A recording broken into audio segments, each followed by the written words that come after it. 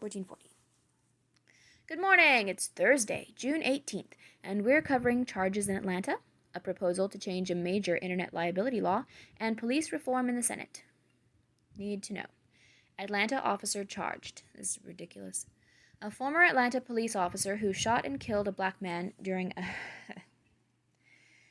You make it sound so simple. Very simplistic. Really. During a DUI arrest last weekend, has been charged with 11 offenses, including felony murder.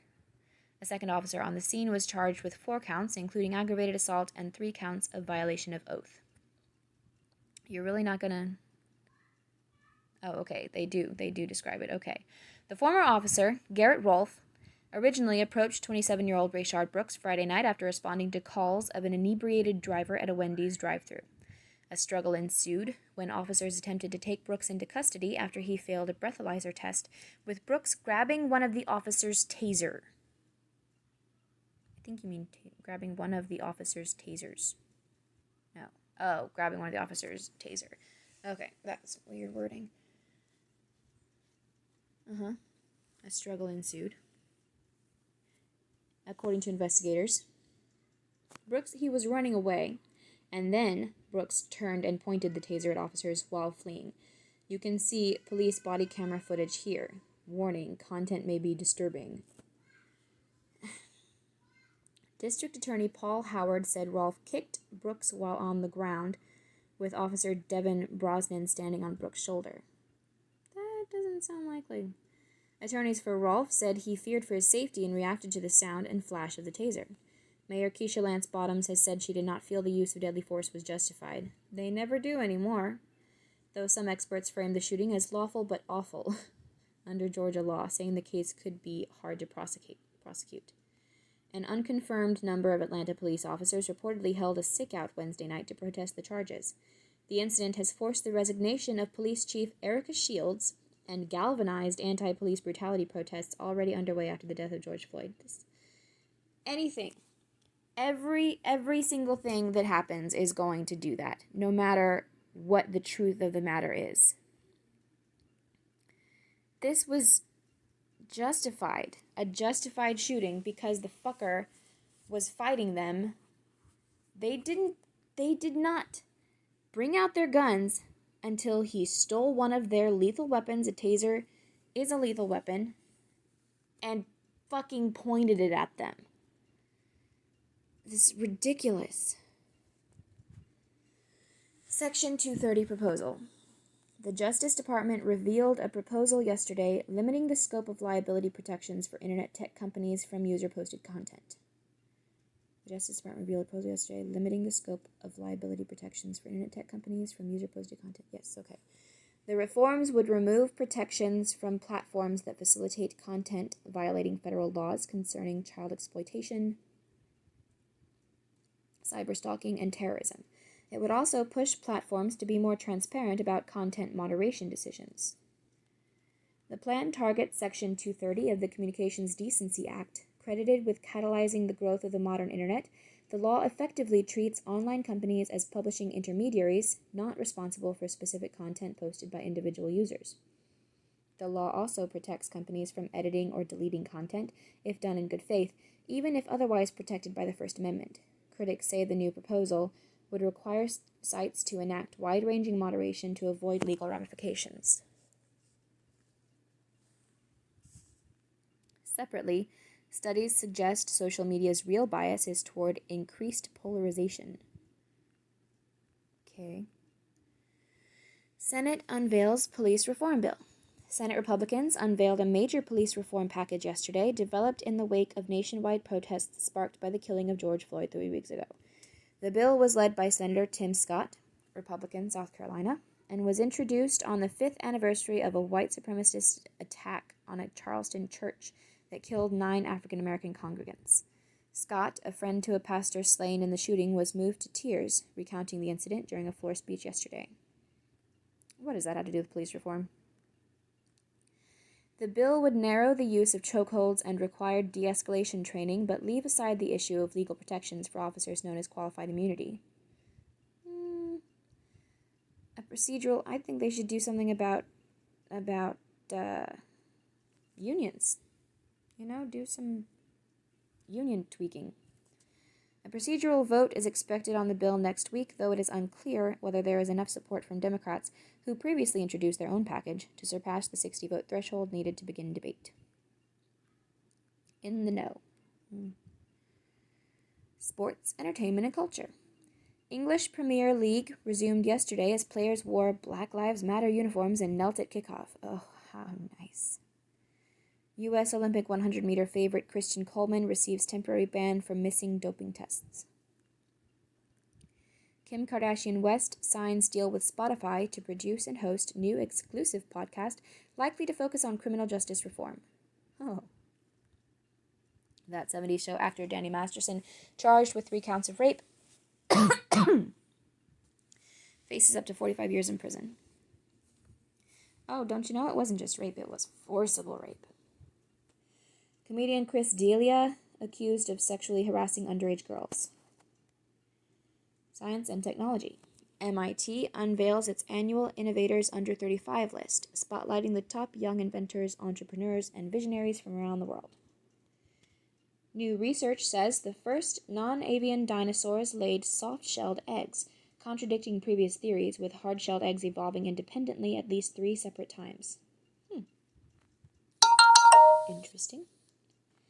Physicists announce what may be the first direct evidence of axions. The hypothesized subatomic particle is a candidate for dark matter, the mysterious mass that comprises 85% of the universe. Business and markets. PepsiCo to change Aunt Jemima pancake brand image and name, long criticized as being based on racial stereotypes. ConAgra to review Mrs. Butterworth's and Uncle Ben's brands. This is almost as bad as taking the Land O'Lakes lady off the butter. Almost. Why? Well, Land O'Lakes lady was designed specifically with a specific tribe's heritage in mind. They were giving honor to Native Americans and the tribe that the image is derived from. And now that honor is just removed. No more honor for the Native Americans. In this case, even if aunt and uncle are reminiscent of what slave owners used to call them, they could keep the likenesses, but I guess if you have to change something, just take out the aunt or the uncle. In the case of Uncle Ben's, I read yesterday that Uncle Ben was a farmer, Ben something, last name I don't remember, in Texas, a Texas farmer. And that wasn't his likeness, it was the likeness of a New York waiter. But it still was an actual farmer's name. I mean, you could change it to Farmer Ben, I guess. And there's no reason not to keep the likeness, because I bet that guy's descendants are probably pretty proud of their great-grandfather or whatever being Uncle Ben. That's a cool thing. And I don't know who the likeness of Aunt Jemima is, or Mrs. Butterworth for that matter, but this is not the right way. Just like I this is what I said about taking Gone with the Wind off of platforms. There were actual black actors in that movie.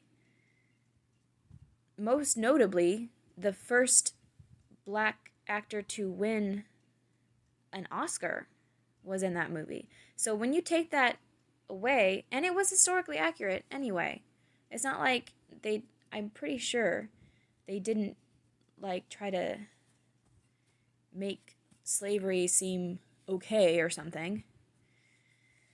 Anyway, so you're taking away the legacy of those black actors who managed to break into a difficult a difficult what's the word? Industry. I'm sure it was very hard for black actors to break into Hollywood. And yet they managed to do it. And you're just trying to erase their legacy, their awesome accomplishments. And so that's kind of also what this is. You want to... What? Can we not have faces? Can we not have people on our brands? Once you take away all of the black likenesses on brands, then it's going to seem a lot like we can only have white people on brands, so then you're going to have to take those away too. It's ridiculous. Everything is ridiculous. Netflix CEO Reed Hastings and wife Patty Quillen make $120 million pledge to support historically black colleges and universities. Oh, isn't that nice? Google announces pledge to increase hiring of underrepresented groups in leadership roles by 30% over next 5 years. Oh, isn't that nice? What's that word? Oh, I did it again. I can't remember. I was trying to think of this a few episodes ago. My brain always blocks it out, I guess. Anyway, that's racist. Just saying. I'm going to be discriminating against, let's see, underrepresented groups. So you're going to be discriminating against overrepresented groups? Whatever. Politics and world affairs. In new book, former National Security Advisor John Bolton alleges President Trump sought to boost re-election chances by asking the Chinese to buy more agricultural products. Is that bad? It was just asking? Okay. We want to export more, don't we? We've been importing too much. We want to export more, don't we? And asking? That doesn't sound so scandalous. Trump rejects claim, calls Bolton a liar. See, he reacts a little bit too strongly to some things. There are some things where it would just be like, whatever, but then he reacts a little bit too strongly, so, Calls Bolton a liar. Justice Department sues to prevent release on national security grounds. See Bolton excerpt in the Wall Street Journal. Florida, Texas, and Arizona each set daily highs for new coronavirus cases. U.S. has reported 2.16 million total cases with 117,717 deaths. That's a fun number. 117717.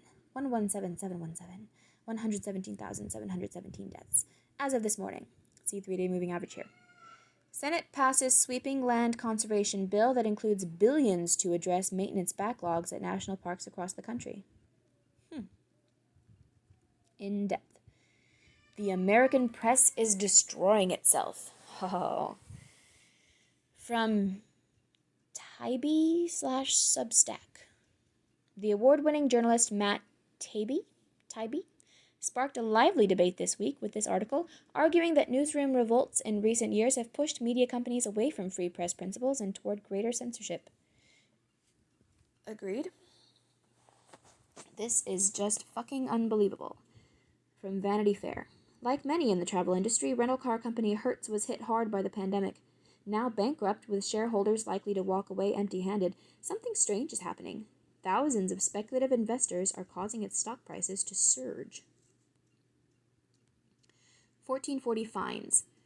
We found a pretty fine asset class. Vinovest gives everyday investors access to a portfolio of fine wines.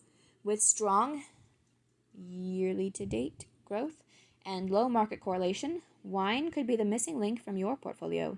Invest with Vinovest today. I would do that if I had a portfolio. If I had investments. Your network is powerful. Put it to work and get paid. Introduce your connections to exciting startups and earn $650 every time. If you actually have a network of connections. Did you know what Intel, CES, and other cool tech businesses have in common? They all use .tech domains.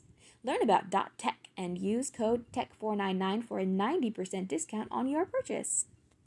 This is a sponsored post. Etc. Meet this year's 50 most disruptive companies.